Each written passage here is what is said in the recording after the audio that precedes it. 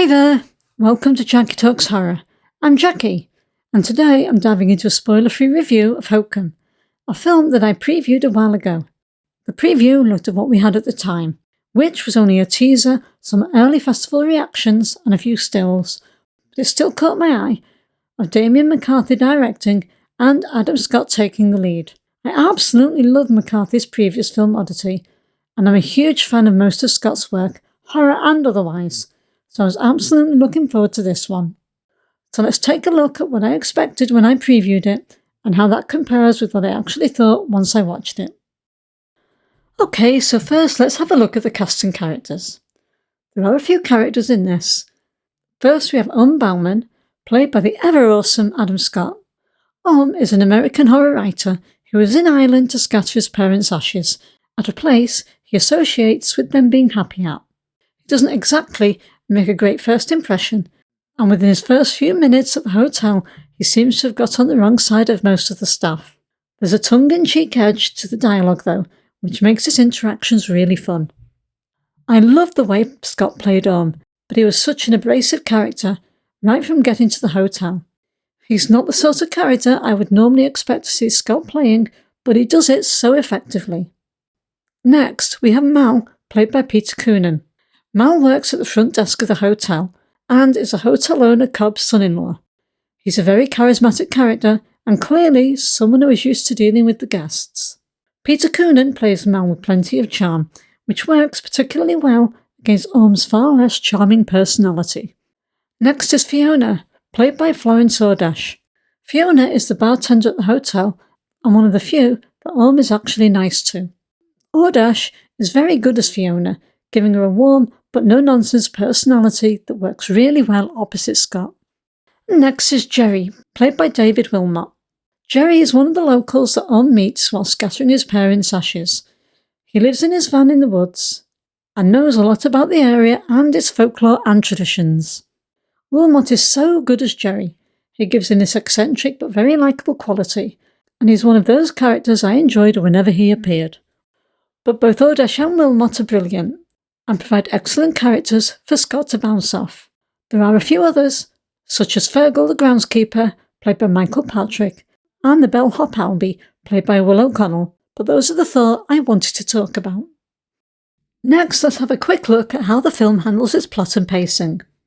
So the story follows Ohm, who decides to scatter his parents' ashes beneath a tree he recognises from a photograph taken on their honeymoon. When he arrives though, it soon becomes clear that both the hotel and the surrounding woods may be hiding something supernatural. It's a slow-paced, atmospheric psychological horror, but I never found it boring. The twists keep the story moving along, and it has a few surprises up its sleeve. There are also some well-placed scares and a streak of dark humour breaking up the slower build. It does lose a bit of steam towards the end though, as it tries to explain more of the folklore while still leaving some things open to interpretation.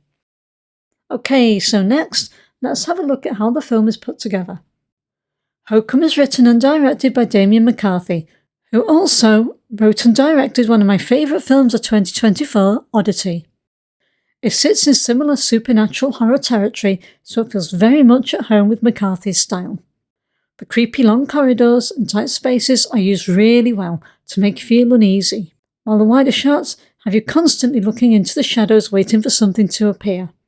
The Irish setting is beautiful, with some stunning backdrops captured in those isolated haunting shots. What looks like one old hotel is actually made up of several different locations and sets, with some rooms and corridors purpose-built for the film, and I would never have guessed that, because it all fits together so naturally. There are also Irish and Celtic folk influences in the music, which really help root the film in its setting, while the sound design layers in wailing, crying and other noises that you aren't always quite sure you heard, which works really effectively to build the atmosphere.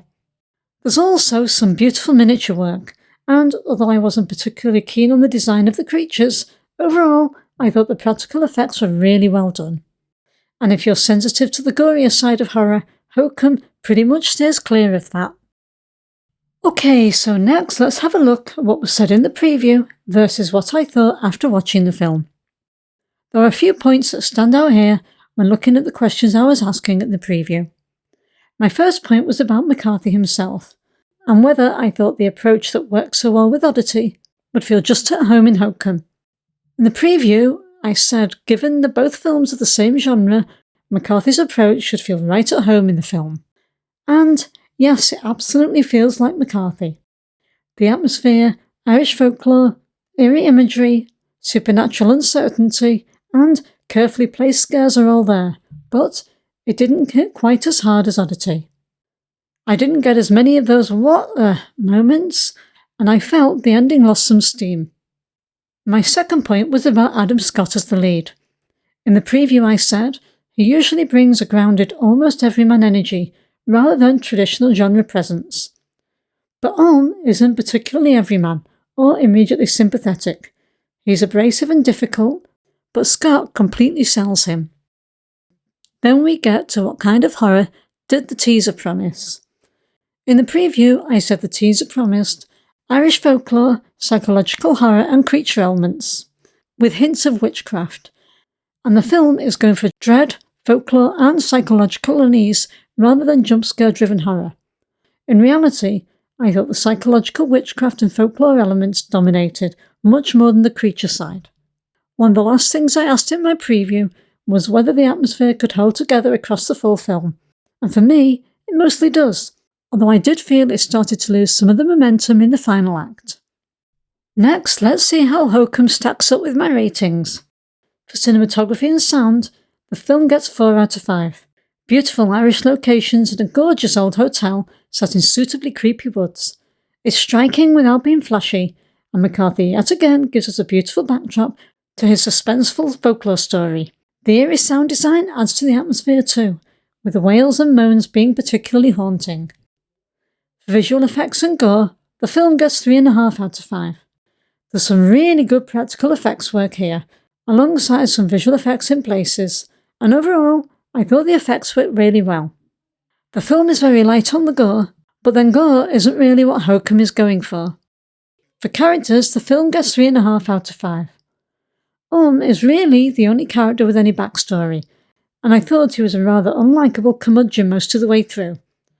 2 of the other main characters, Fiona and Jerry, were definitely more likeable, but they were only there more to facilitate Ohm's journey than have any story of their own. For enjoyment and rewatch value, I give the film 4 out of 5. This is an enjoyable mystery to follow, with Ohm being one of those compelling, almost car crash characters. You don't necessarily like him, but you can see he's going to ignore the warnings and get himself into trouble, and you want to keep watching to see where that takes him. The final act knocked it back slightly for me, so it leaves open enough to interpretation to keep you thinking afterwards. For personal score, this is a 4 out of 5 star film. Overall, I thought it good, as a psychological horror with some supernatural elements, which is where McCarthy excels.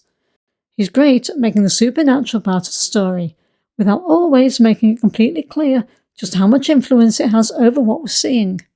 My personal score is a bit raised, mainly due to the writing, camera work, and Scott's acting. If you're a fan of Oddity and McCarthy's films in general, I think you'll enjoy this one. It's a scary film with jump scares, but not an overtly terrifying one. So that's all for this video. Did you catch my preview on Hokum? If you've seen Oddity, did it live up to your expectations? Let me know your thoughts in the comments down below, and remember, this is only my opinion of the film. It'd be a boring old world if we all like the same things. Thanks so much for watching. If you like this video, don't forget to like, subscribe and click that bell. I would love to have you back here with me for more. This is Jackie signing off. Take care and see you next time.